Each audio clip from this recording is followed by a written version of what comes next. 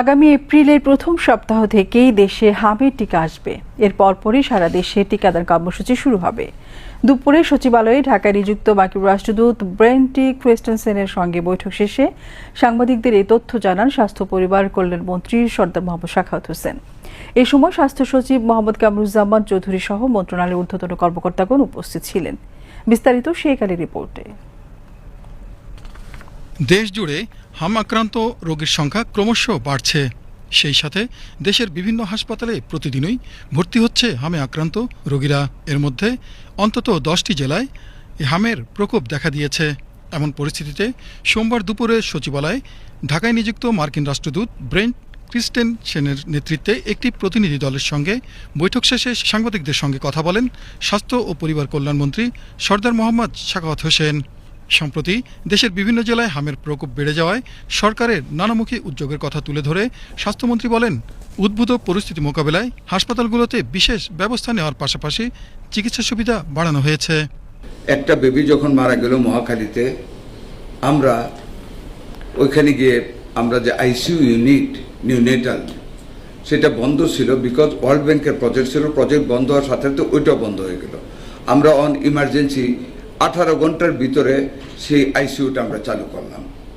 যখন আরও বাড়তে থাকলো মিজেজ, আমরা আমাদের ডিএনসিসি যেটা কোভিড ফাইটিংয়ের জন্য করা হয়েছিল বিগ স্পেসেস, সেটা আমরা চালু করে দিয়েছি। শিশু হাসপাতালে আমরা বেবিদের মিজেলস রোগীদের জন্য আমরা ওয়ার্ডের ব্যবস্থা করেছি, আইসোলেটেড ভেন্টিলেটরের ব্যবস্থা করা হয়েছে। মানিকগঞ্জে 8 bedded ICU unit along with ventilator ব্যবস্থা করা হয়েছে। রাজশাহীতে কালকে আমরা পাঁচটা ভেন্টিলেটর আমরা নিউনেটাল ওইখানে পাঠিয়েছি।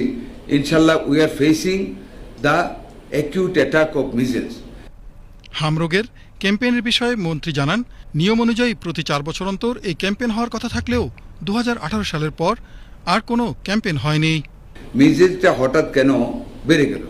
মিজেলসের এগেনস্টে গত 1 দশকের বেশি সময় ধরে ক্যাম্পিং হয়। Camping, the word is that in the health ইয়ে camping.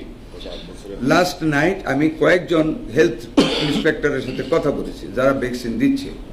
The thing is that 2018-এ একটা ক্যাম্পিং হয়েছিল।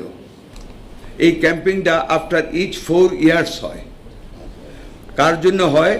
যেই বেবিগুলি ধরেন 2018-তে দেওয়া হয়েছে, যারা লেফট আউট রয়ে গিয়েছে, বেবিগুলি পলায় গেছে, ভয়ে দেয় নাই, একটা শ্রেণী আছে। আরেকটা শ্রেণী হলো যারা এরপরে নিউবর্ন 18-এর পরে, তো এদেরকে তো টিকা দিতে হবে। এছাড়া হামের টিকা সংকট নিয়ে বিভ্রান্তিকর তথ্য ছড়ানো হচ্ছে মন্তব্য করে তিনি বলেন, এডিবি ও ইউনিসেফের মাধ্যমে ইতিমধ্যে ভ্যাকসিন আমদানির চুক্তি সম্পন্ন হয়েছে।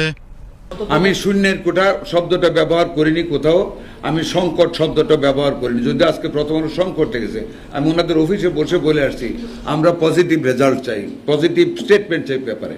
সংকট বলে বলছি যে ক্যাম্পিং করা হয় নাই, টিকা দেওয়া হয় নাই। আমরা টিকা আনার জন্য 604 কোটি টাকা বরাদ্দ করেছি। মিনিস্ট্রি অফ ফিনান্স কমিটিতে সেটা পাস হয়েছে। দ্রুত গতিতে ইনশাল্লাহ আমরা ভ্যাকসিন আনবো। আমরা শেখ আলী, বিটিভি নিউজ।